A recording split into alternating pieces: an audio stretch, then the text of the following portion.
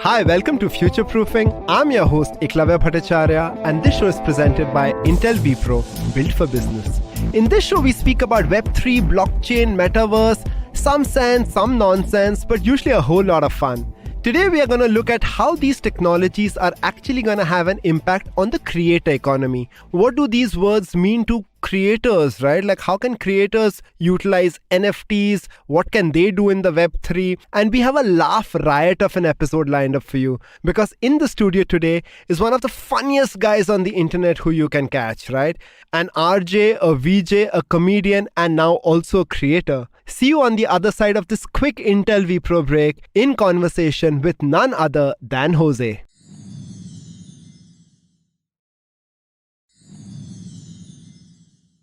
Hi, and welcome back. In the studio today is one of my favorite creators, and Has he not arrived yet? Where is he? Kidhar hai? Is one of my favorite creators. I've known him for more than a decade. Welcome, Jose. Hello. Now you know what it's like in front of the camera, huh? We did some great work when I was behind the camera. Oh my God, MTV days and shit. Oh crap. Good to see you again, sir. Thanks, Jose. Thank you for having me, Mr. Chidambaram. Like I said, one of my favorite creators and probably the funniest guy in Indian social media. You actually won an award which certifies you as that, right? Yeah, but you know how awards are. Thoda paisa deke kar sakte hai. It's not a problem. Awards are all subjective and all. I did that video also saying, guys, awards are all subjective and all. But having said that, yes, mil gaya award ye. Jose, you've been a creator since at least I know you, right? But in today's episode is about, the confusion which creators are going through when they hear words like Metaverse, blockchain, crypto, and most of them are like, shit, pata nahi kya hai ye sab. Yes, thank you. Thank you for doing this. हम लोग पीड़ित हैं और आप समझ नहीं सकते हो कि what we are dealing with. Ekalavya. Okay, tell me your first memory of the internet or the web. Oh shit. First memory was, of course, definitely, dial-up internet. Yeah. When was this? 95? Connect हुआ नहीं हुआ? This was, I can't remember. 95 maybe. 95, 98. Shit, man. To download one 3 MB ka MP3, आधा घंटा. Would take a day, 45 minutes. आधा घंटा still good. And your mom's like, what are you doing in front of the computer for so long? Nothing's even happening there. And you're just watching the progress bar go through, then checking, is anybody on the... Put the landline down, mama. What are you doing? 95% download pe someone ka disconnect. Shit.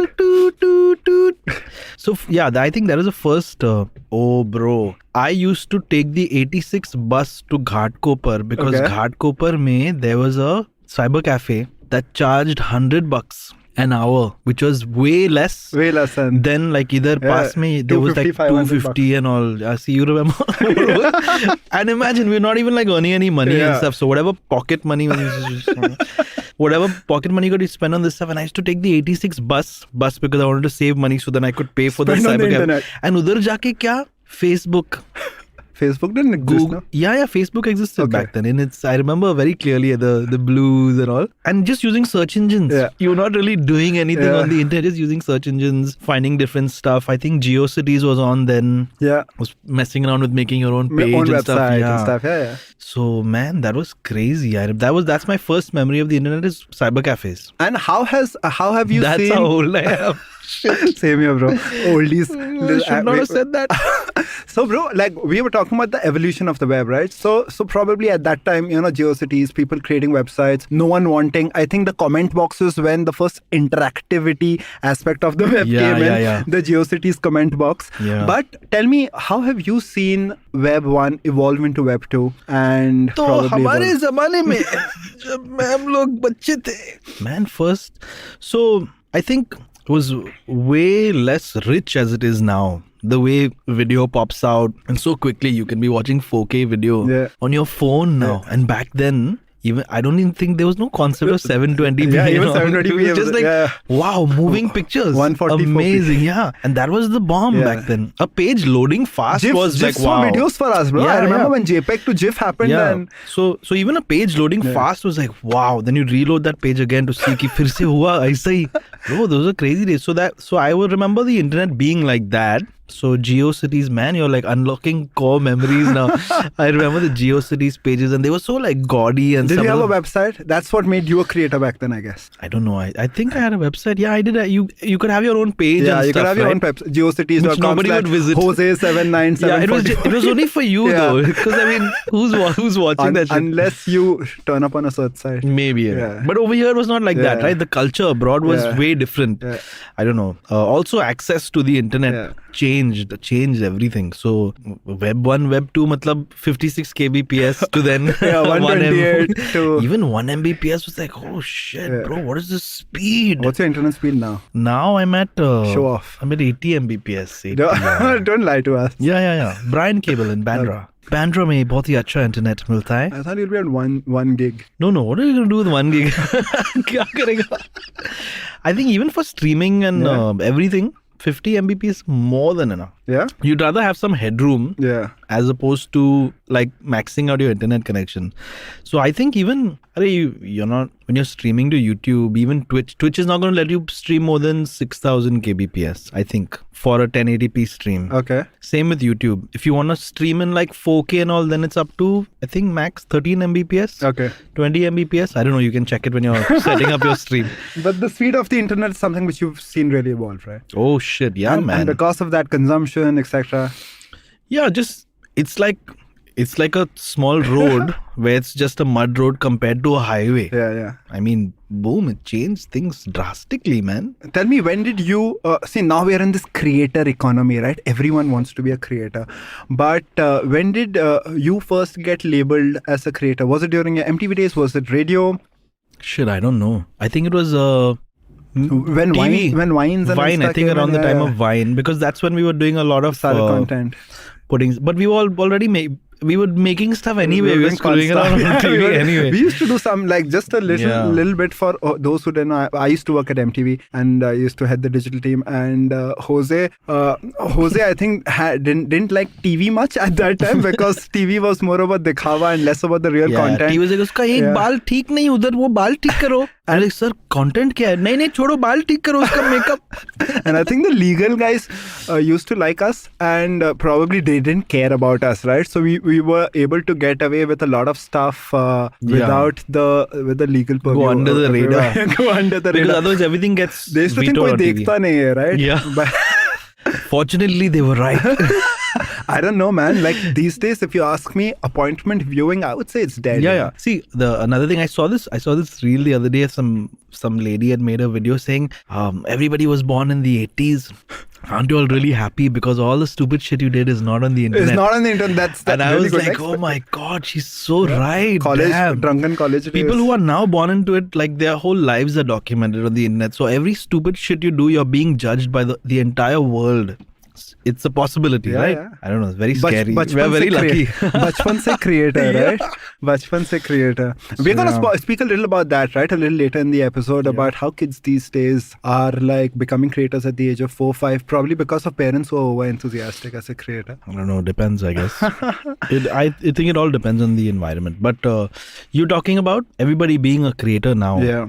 Also because I think the phones is what changed everything. But why does everyone want to be a creator now? Why do you think? Why not, man? The instant gratification, you're famous. You can, any little thing you do could propel you into immense fame. Fame, money, attention. How would you define it? The fame leads to the money. Okay. The attention though is happening. If you become famous, you're getting a lot of attention. Every notification is like a little bit of a dopamine rush. Yeah, right? Dopamine hit.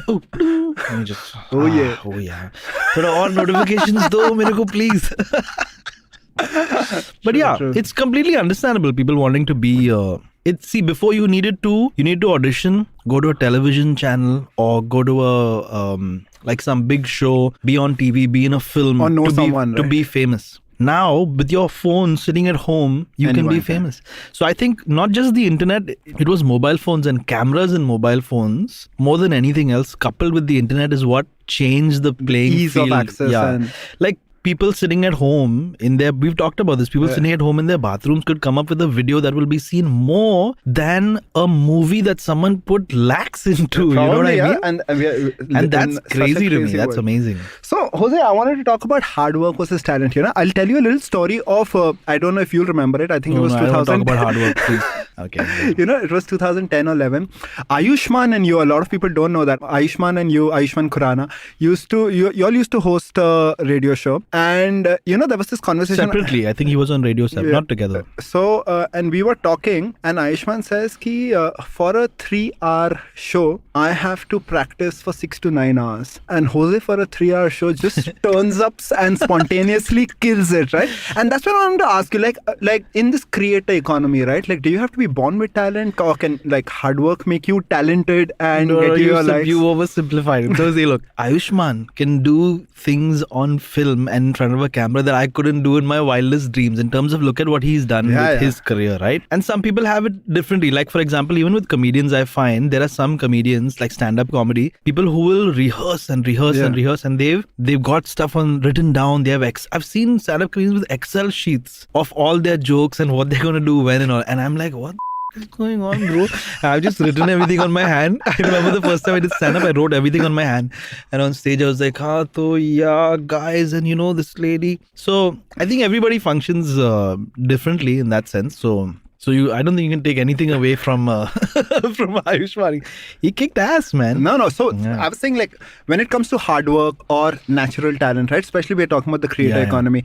What is important? What is more important? Persistence, putting up videos, or you have to be naturally gifted? So I think there's that old saying, hard work beats talent that doesn't do hard work. Okay. I don't know if I've said it correctly, but there's something like that. Something like you should be happy that the people with talent are not working too hard. Because then you really get screwed, right?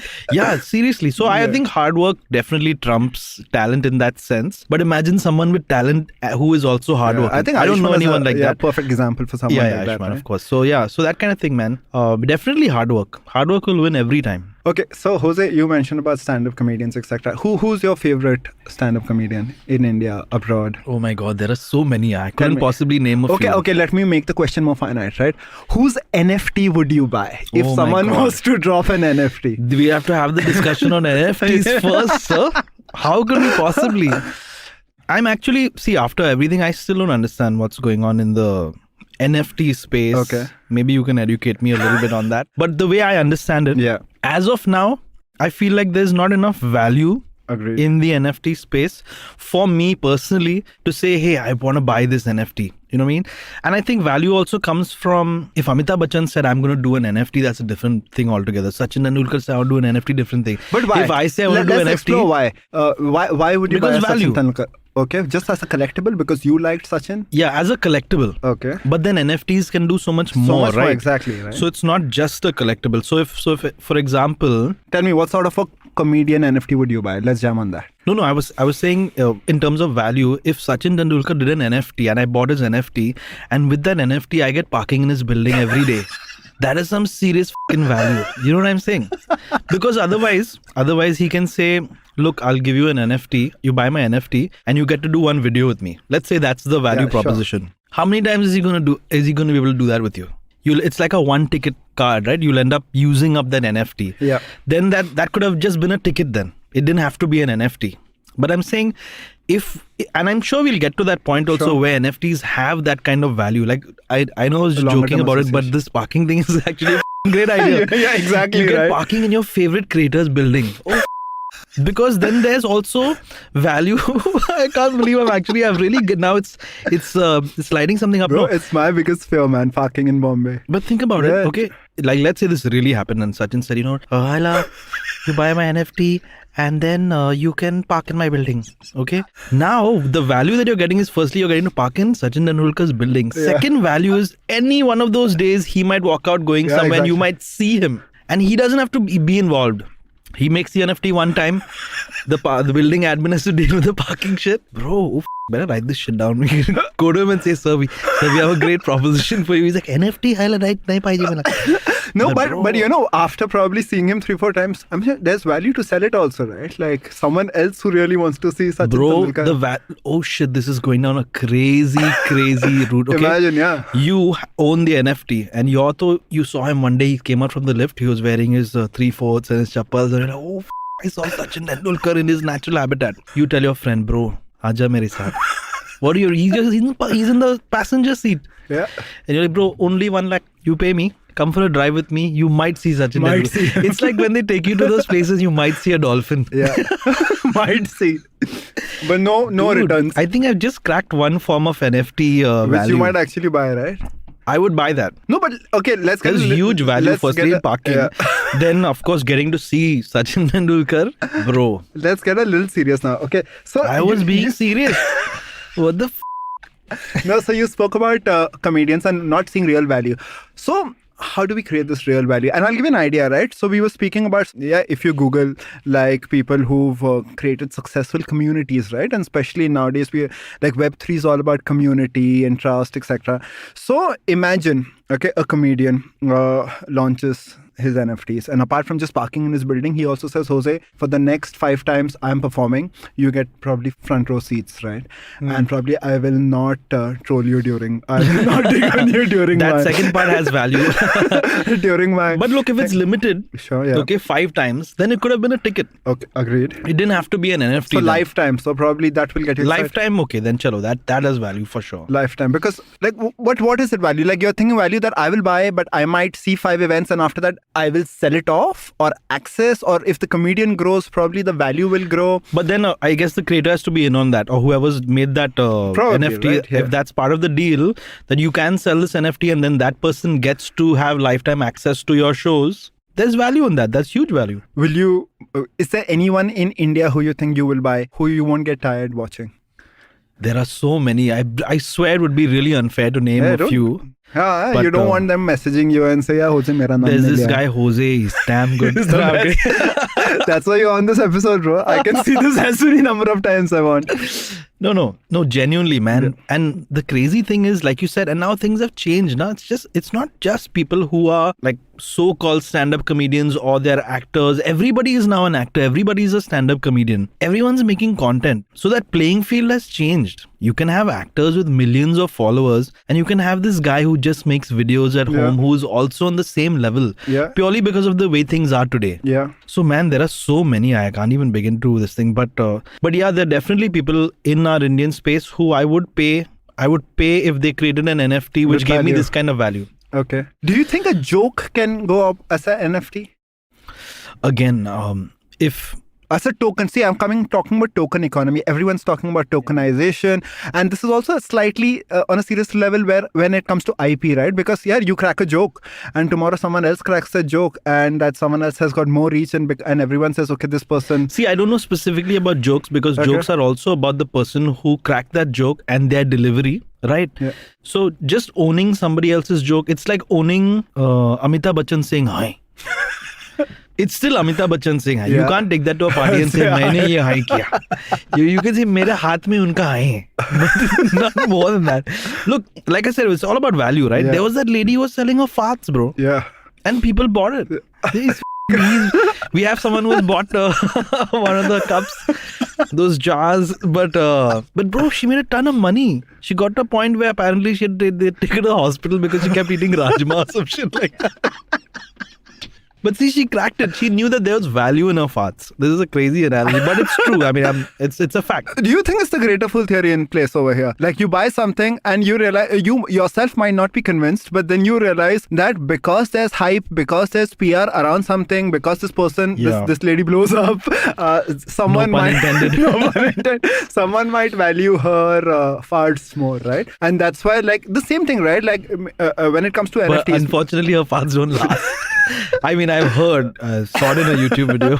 No, but what do you think? Like sometimes when people are also not convinced, like I know a lot of people who are not convinced about this NFT thing, but still are in because they feel It could have been. They feel FOMO, but then they realize that I'm buying it for $10,000, but if there is someone else who's buying it for 17,000, it's just arbitrage game which I am playing, right? Yeah. So yes, I know I'm a fool, but there are greater fools. It's than like me. those when we were younger, we had those what are those, trump cards? Yeah, trump cards. It's literally trump cards, right? But like take art for example. Of course, I'm aware that NFTs have the fork is so much. There's so many branches, different things you can do with it if someone really wanted to. But let's take art for example. Okay, somebody buys art, they might not be completely convinced, but many years later, it's the Mona Lisa. Yeah. So huge value in that, and it only has its huge value because there's somebody willing to buy it. Yeah. So with an NFT, unfortunately, with the digital world, I'm gonna screenshot that. That's exactly right. I love those jokes that they do, by the way. Where मैं तो screenshot कर lूँगा where यार. people like argue, someone's like, hey, this is my NFT, and so they say, I got it. I screenshot it. I right click and saved it. I find that very guys who funny. own the NFT get really passionate, saying, Yeah, but you're you don't upset. know 10 years down the line. Because they put so much of themselves into that. But that's the thing with digital, right? These days, pictures, videos, movies, everything is, you can replicate it. Yeah. And it's easy to replicate. It's very tough to replicate the Mona Lisa. Very tough to replicate actual art in the real world. I think that digital brings that level out because you can, if I try to recreate this at home, it would look all like and shit and be like really badly painted. But a digital piece of this, I could replicate it in an instant. Someone using Photoshop and using 3D Blender, this, that, and you can make your own version of it. True. So yeah, so I still feel like some of those things are yet to be figured out. Yeah. In the NFT space, there is something going on there for sure. But you know how it is, man. People take everything and run it into the ground first, and then people are also doing bad things with it. Like there's so much of piracy, people stealing NFTs, just copying it, people creating copying it on and blockchain, uploading it on a different blockchain. And then like just messing up the whole system. That's what we do best, I guess, as humans. Jose, on that note, we'll quickly jump to the segment which we do on the show. It's time for Eka's commandments for future proofing.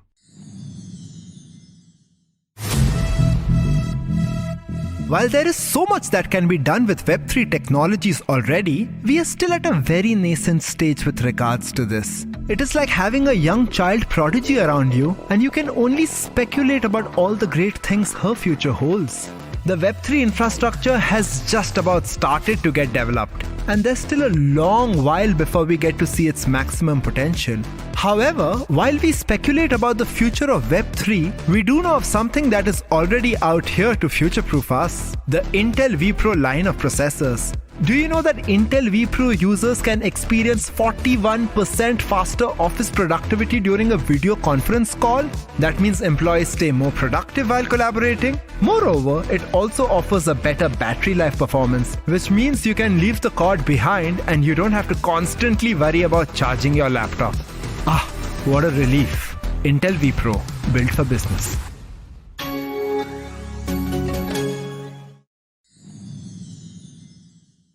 Welcome back in conversation with my favorite creator in the Indian digital space. He's here. He's right there. And Jose, before we speak about the metaverse, right? And we spoke about NFTs just before the break. A series of videos which you've done, right, on Insta and Facebook, they went really viral, right? I'm talking about Misheard lyrics. Yeah, with the board and shit. Yeah, in fact, I went to YouTube and now like there's collection of Misheard lyrics put by you, put by others. Crazy. Somebody took it, uploaded to their channel. Millions of views, bro. So I went and replied this saying, thank you for re-uploading my work. So tell us a little more about Misheard lyrics. So I don't own Misheard lyrics as such. It was something that people are doing abroad anyway. Yeah. The only thing I did slightly different was I started looking for desi words in Misheard lyrics, which I was finding hilarious to myself. So I sit and laugh to myself. I said, shit, isko banana chahiye. So English songs that have desi words, like nothing funnier than some pitbull saying ganda. Like, oh shit.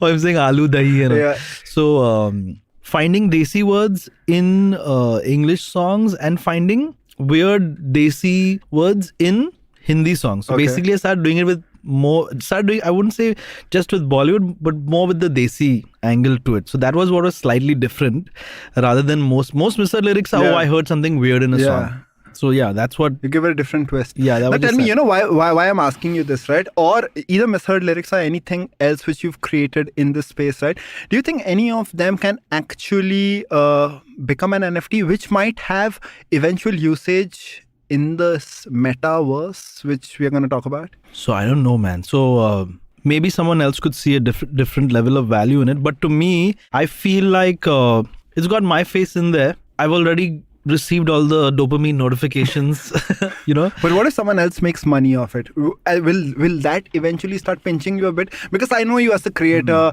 you've always been fun. You've probably never chased money. Yes, money is good. You've not allowed money to, you know, like dictate what you want to do. But if someone else probably starts making money off these, like the same person on YouTube who takes all your videos of Insta, puts it up, monetizes it. Yeah. Then no, does see, it but with start Misheard pinching? lyrics, specifically with Misheard lyrics, because it's music that belongs to labels, I can't monetize it anyway. Even if I wanted to monetize it, I can't monetize it. Okay. And if they say, hey, we don't like this, I'll have to take it down. Yeah. Because they own those songs, right? Has that happened? Has someone gotten offended that you've made our song sound like shit? No one. Initially, there was a little bit of like, अरे जी क्या चल रहा है? मेरा हमारे लोग इतना काम किया इस पे और आप वो उसमें गेंडुल आपको दिख गया. You know, so they're like, what the f-? But then slowly it started becoming a thing where they wanted their songs to be made Misheard lyrics out of. Have they reached out to you and said? Yeah. They believe that their song will viral because of you. I've had brands come up to me and say, can you find Misheard lyrics in this? I've never been able to find a Misheard lyrics if I go looking for it. Yeah, I'm sure it's difficult. Yeah. Like... No, I think Misheard lyrics is like love. If you go looking for it now, I swear to God, I've talked about this so many times, but once a brand came up to me and said that this is a list of 30, 50 songs or whatever. Can you find Misheard lyrics in there? And I said, sure, okay. And they own the rights to everything and all that. So I said, okay, fine. I sat and I listened to 50 songs. And I didn't find a single Misheard That's lyrics. why you hire interns. Yeah, but they won't find it. So I was like, what is going on? So I'm sure there were also Misheard lyrics in there, but I couldn't find them just purely because I was looking for it. The best Misheard lyrics come from somebody saying, "Arey, wo kya? Rewind." Like I was once in Rajasthan or something. We want to shoot for MTV only, somewhere in the middle of fucking nowhere. And the driver is driving. Yeah, I remember this. You told me this. Yeah, go ahead. And he just says, "Arey, us bola." I said, "Kis mein bola?" And luckily he had like an MP3, like a USB or something in his music system. So I said, please, usko rewind kar sakte? I said, how? I put it back and usme bola. I was like, bro, that's the next Misheard lyrics. So, okay, we'll talk about tokenizing stuff which you've created, but and probably they'll have utility in the metaverse, etc. when there is a virtual Jose-thon probably in the metaverse. But what is the metaverse? When someone says Jose metaverse, what does instantly come to your mind? So what comes to mind is just people trying to brand the internet. I don't know. Yeah, to me, I feel like it's just the internet. But is it what? Is it virtual reality? Do you see yourself sitting with these VR glasses and then walking around? See, these days people call anything metaverse, and hum log metaverse banaya and all. Someone has made a small microsite where there are 3 people you can interact with each other. Some shit. So to me, the metaverse is the internet. Okay. And people coming together in one central space. But then you have, for example, you have Facebook with their Meta. They took changed the name only because they were so convinced. Yeah. Right? They wanted to monopolize the metaverse. So the Quest 2, I have a Quest 2 also, and so you have Meta, which is trying to say that, hey, our virtual reality world is the metaverse. And then you have, there aren't too many other people who are saying that they own a metaverse. They're saying we own decentralized networks like Decentraland. But Meta is not decentralized in that sense, right? It is not. That's the thing, right? Like, that's why they've probably renamed Facebook to Meta. What I can't figure out is how do you decentralize something which is owned by someone, right? Yeah. Which is at some level or the other is going to be owned by someone. For example, let's say you take it down to the very basic bare bones. That internet line, that cable itself will belong to someone, right? Yeah. Who's that person? How do you decentralize that? Really, how do you decentralize that? And humans are the most scattered people in the world. How you're telling me that millions of people are going to come together for one single cause? God, we've been trying this for decades. Not gonna happen. So I don't know about not gonna happen, but science fiction. But it's really, to me, it seems so far off that we can decentralize things. Like, for example, you have all these social media platforms. I'm not saying any of them are like bad intrinsically, but and some of them are trying to decentralize parts of themselves. Like they're trying to give the creator more control over what happens. But at the end of the day, they're companies that need to make everything runs on money. As long as things are still running on money, someone needs to own it and maintain it and get value out of it. How do you decentralize that? How's this going to happen? Like, see, I was reading something about Snoop Dogg buys this virtual piece of land, right? And for some millions of dollars. And then all his neighbors, virtual neighbors, that property price rises. But where's this money going so to? Funny, right? Bro, where is this money going to? Yeah. Is it owned by, like, can anyone create can a creator create his own metaverse? You could, I guess, right? It's like it's a game. Yeah. You create a game universe where people can buy land. I think people are already doing this in various games. People doing primarily this gaming is where, in Minecraft. Gaming is where I think gaming is like people are bored of their lives and realize that through pandemic they realize gaming is the thing. Let's just make this whole make reality into a game so that it's more bearable. Maybe I think like this futuristic version of the metaverse, to me at least, also I feel I'm more inclined to this because I'm into virtual reality, is putting on a headset, going into a sort of like an internet space. Okay. I think the right way to term it would be an internet space where you can buy space there, cultivate land, park your car virtually. Is this volumetric VR where you're actually moving around and experiencing stuff? Yeah. Or is this your avatar being controlled by 2-3 keyboard keys? No, bro. So full 6 DOF controls. You've got controls in your hands. With tactile. You're moving around. People have haptic suits and all that shit. I think the thing that comes closest would be Ready Player One. Yeah. You've seen Ready Player One, right? So I think that movie is way ahead of its time. And I think everyone is most companies are going in that zone. You put on a headset, you get a treadmill that moves in all directions. Yeah. This is my dream. I would like to have one of these in my house. That would be amazing. But there's a museum, in fact, I was reading about in Singapore, which they try to recreate in Borivali, I think, where the museum is just a treadmill, which is just a treadmill, right? And you're wearing this thing and the whole museum comes alive. Wow. So it's a tiny space, but you feel it's this incredibly huge museum, and it just shows you everything in history. Dude, these guys are doing such crazy things in VR. Like there is this one game. Oh God, I should remember. You might want to put it up on the screen. I can't remember the name of the game, but they've developed it in such a way that you have a 3x3 or a 6x6 space in your house. Okay, the game is developed in such a way that you can take steps and move, but the game will always calculate your movements in a way and make sure that you're moving in a way where you never leave that space. So you feel like you walked a mile, but you've actually just kept going 3 steps, from here to there, moving from here to there. It's good getting some workout without actually moving. Yeah, dude, VR is on another level. Do you think because of this, people will not leave their houses and get so comfy? No, I don't think VR is on that level where, especially here. In the future, 10, 15 years? Or of course. You think that'll happen? Because everyone's talking about, like, on Instagram, you see people about trekking and traveling and experiencing the world. And suddenly you think in 10, 15 years. Which is why I'm saying now, and maybe even 10, 15 years might be. But the way technology moves so fast, who knows? If they come up with contact lenses and you're not constrained by too much, people will start living in those worlds. The eventual device has to become more convenient. Exactly. Right? And right now, and our weather over here, man, in this heat. Parking. Parking. In this heat, putting a headset on. A little disclaimer, why we are talking about parking is Jose took Jose stays just 3 minutes away from the studio. But it took 15 minutes to get parking. It took 30 minutes for him to park. No, so virtual reality, having the headset on, at least for me, I know that there are people who spend hours and hours in virtual reality, okay? Which is I don't think it's a great thing. You got 2 screens right inside your eyes like that.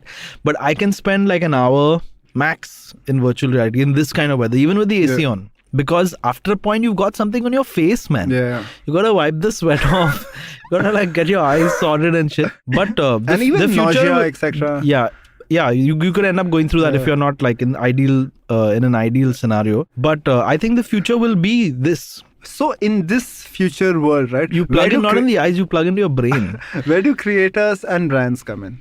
So I think already, is it Rec Room VR chat? They have stages where people can go up and perform stand-up comedy in front of a virtual crowd. Yeah, that's interesting. There's also and virtual crowd is actually like the real people avatars sitting. Yeah, over avatars there. all sitting in the crowd. Yeah. So you could have a dinosaur, a cat, because everyone has their own ticketed avatar. events. Ticketed events.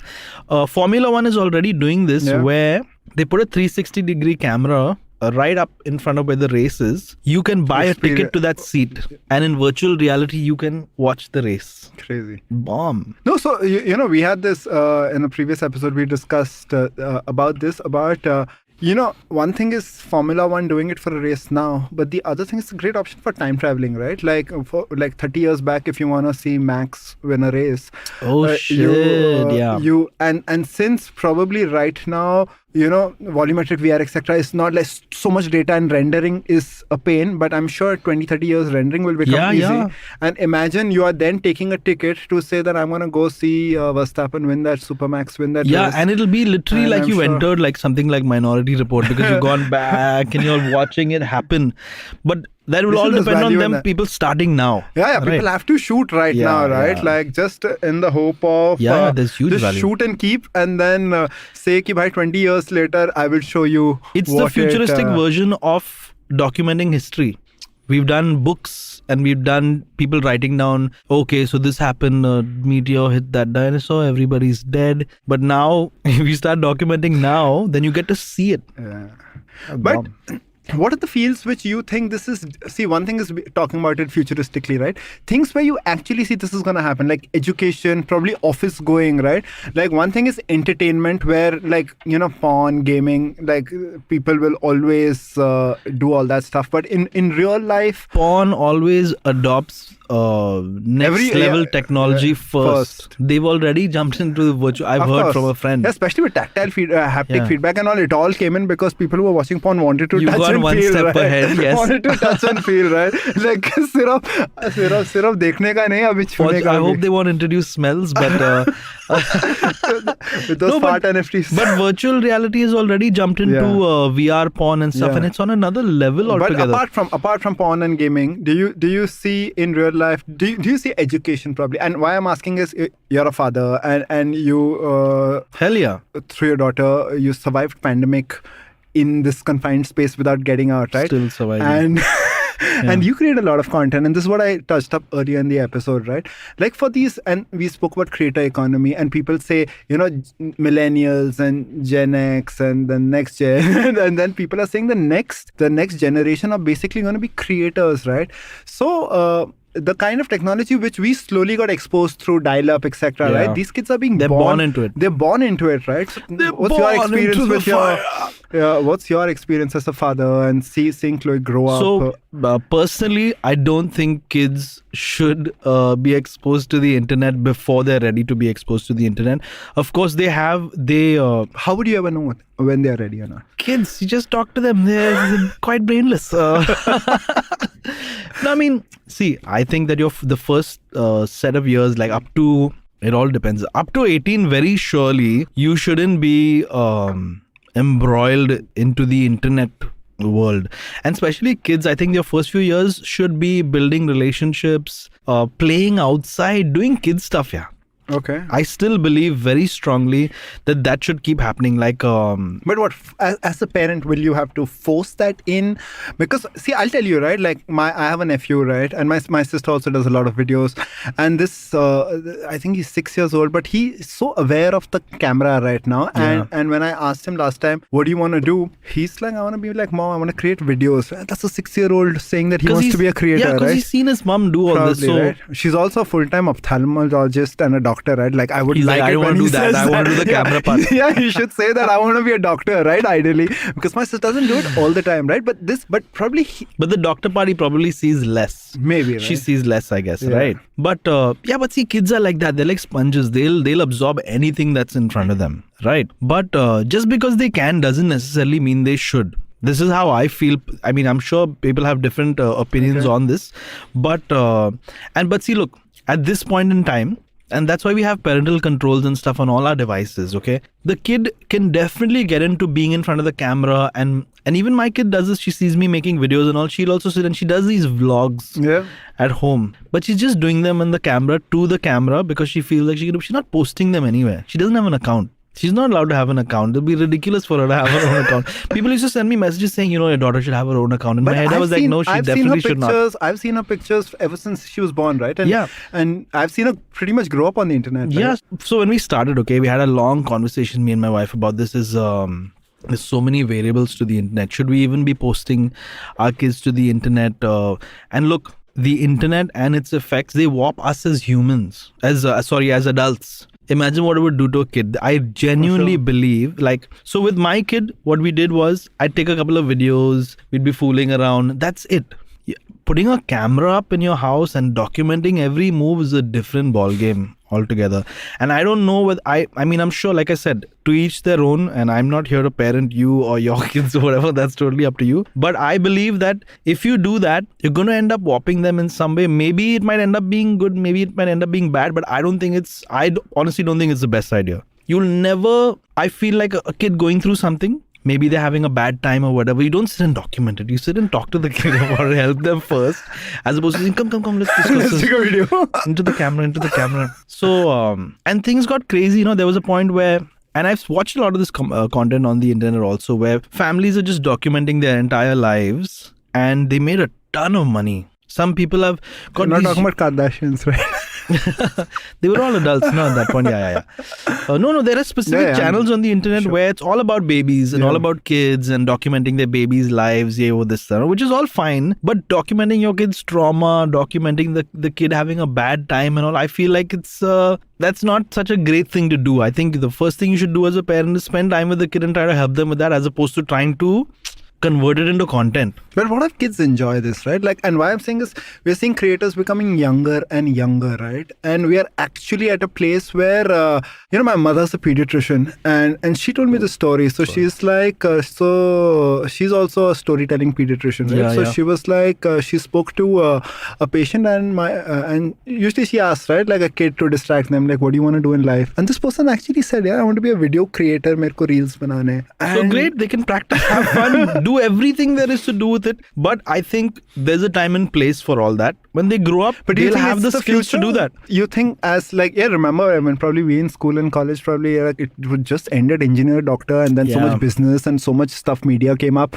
And now do you actually see when people say that we want to be creators? Of course, see, look, after a point now, if they're doing well and they're great creators and they're getting a lot of attention, which will lead to the fame, which will lead to the money. And once you reach the money and you realize that, I can make money doing this, why will you want to do anything else? Probably, right? But if everyone's creating, who's watching, man, Jose? Good point. Yeah, who's watching? Like I was telling someone, if you're spending all your time on the internet, only consuming things, good for you, but you're wasting your time. Someone else is making the money. Yeah. I mean, it's if you have your own job and you're making money and you're sorted, it's fine. But if you're not doing anything with your life other than consuming content on the internet, there's something you need to think about and fix that. You know what I mean? Do you consume a lot of content? Oh, all the time. I'm wasting so much time. Fucking hell. Okay, who are your favorite creators? Okay, in this non-comedy space, I've already asked you don't want to take any names. But when we talk about creators, most people just think about, like in Instagram, people just think about fitness videos, travel videos, funny videos, I mostly consume shit that makes me laugh, that makes me feel good. Okay, but what about like aspects of, you mentioned streaming, and many people don't know you're also a game streamer, right? And you barely started. I'm trying. But do you but my phone shocked me. It said that you're spending an obnoxious amount of time on Twitch, because I realized the apps tell you now how much time you spend, right? And I love FIFA. I've been playing from 1998, right? And honestly, I think I've become better as a player mainly because I've been watching streamers, right? And maybe these guys who you said you rather want them to go out and play, they will say, Dad, like I rather play online. And there are like a lot of gaming creators, streamers coming up, right? But then again, look, if you're sitting in front of a screen for like 6, 8 hours, 12 hours, I know people do streams. It's unhealthy. For whom? For the creator? For the creator, of course. You're just sitting in one place.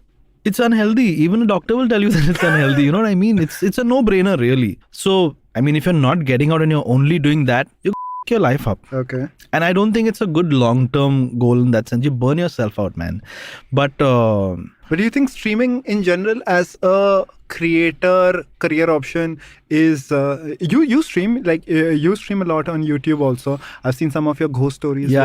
Just when this pandemic happened, I started giving my YouTube channel a little bit of attention. Before this, you know how it is. I've always made video. अरे उसमें वो गाने में ठीक है बना देते हैं. अरे वो चिड़िया क्या कर रहे. So but after pandemic I said I gotta maybe give social media a little more time and love and effort, and then started doing these streams, and it became a nice little community of people who are just hanging out on the stream. And does it make you money? Yeah, makes us money, man. People dropping super chats and ads on those videos and stuff. I sometimes wonder if I'd keep doing it if I was not making money. I would keep doing it if I was not making money, because I do make money from other avenues. But I don't think anybody should do anything for free. I mean, you can, but you should get something out of it. For sure. Even building a community, if you're not making money out of it, building a community can lead to monetary benefits. Of course, and that's what we spoke about at the start, So it's worth putting your time into in that sense. Nothing is really free. There's definitely some level of give and take on every level, I feel. That's very interesting. Yeah. Jose, now there's a question which I always ask people, right? 10, 15 years down the line in this creator economy space, right? What are the jobs which will disappear? And what are the kind of, all our young listeners, right? Like if you want to be part of this creator economy, not just as a creator, right? Like as a platform, as someone who helps other creators, right? What are the skill sets which you should be developing right now? And what are the jobs which will you have to get off from now if you care about your future a decade down the line? So I'm a bit old school in that sense, where I feel like nothing has really changed in the world. Okay, a lot of delivery mechanisms have changed. Your internet's gotten faster. Phones can do 4K. I feel like the old concepts still have their wisdom in there. Like you see people telling other people that, man, just keep at it, keep going. एक दिन हो जाएगा ना. 10 साल निकल गया. But yeah, that's 90% of the audience, Jose. Exactly. Yeah. Okay. So what people don't realize is that people who break through that, those people are on some level, they are the exceptions. They had something extra. Everybody doesn't have that. It's not a bad thing. It's not like, Arey, you're a terrible person because you don't have that X factor or whatever. Everybody shines in different ways. That part is true. I'm not just saying that. Like your family will tell you, तुम्हारे अंदर है कुछ, अभी तक पता नहीं वो क्या है, लेकिन है तुम्हारे अंदर. So like when I see people telling people, you just keep on creating, yaar, keep on. अरे कुछ है क्या उसमें?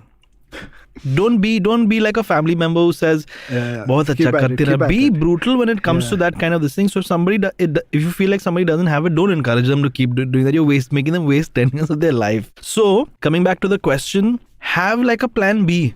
Have something to fall back on. I think and these are very old concepts. I'm not coming up with this right now. It's basic stuff that your parents will tell them if they genuinely care about you.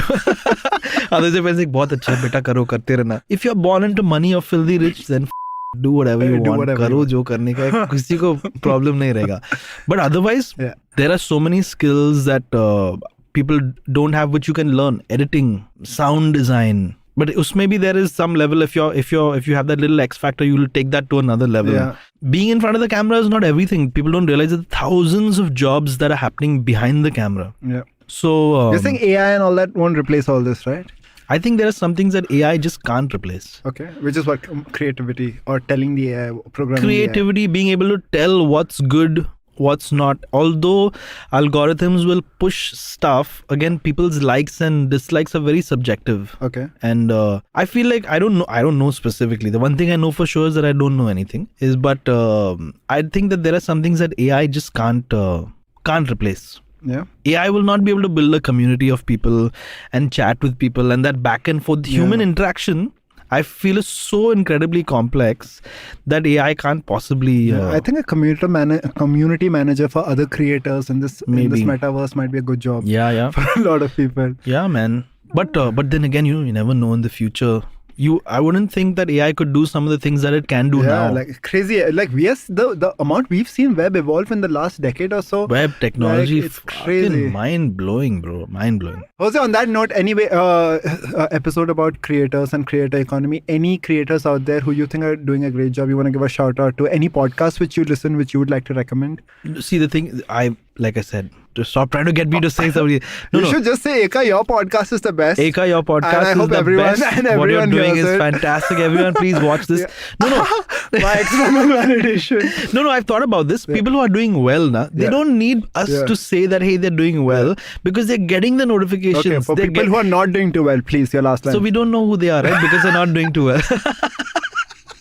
Hopefully in the second season when we have Jose, he'll mention, give you a shout out. But something that even I've been because we're old school, right? We've been from in that time where I feel like if you see somebody who's made you laugh, immediately double tap. I've recently, imagine now I've started doing that. But it was not a culture sort of, I don't know, I was not, for us oldies, we're not into that sort of thing. You see someone doing something good and they made you chuckle even, double tap it, share it. I think that's the best thing you can do for people who are putting content out, people who are already doing well, they have trillions of followers, you don't need to share their shit. They don't even care whether you like it or not. No, they care. Everyone cares. But you don't need to help them. They need to help you. Bhai log, mera share karo, please. Please, इस episode को share कीजिए, like कीजिए, इस show को follow कीजिए.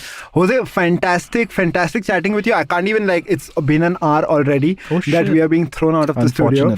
But fantastic episode. So great to have you here. I'll see you on Web3.0. We'll definitely. Thanks so much, Jose. Thanks, man. It was damn good fun.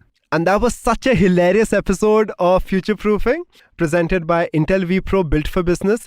If this episode made you laugh, please like it, share it, comment on it, do rate the podcast too. And we also have some really cool news for you guys. We have a contest running where you can win show merchandise as well as a free NFT. All you have to do is answer a simple question. For more details, please follow IVM Podcast across all social media platforms @IVM Podcast. You can also follow me @Ekalavya across LinkedIn, Instagram, Facebook, and Ekalavya B on Twitter. Thank you so much and see you on the next episode of Future Proofing.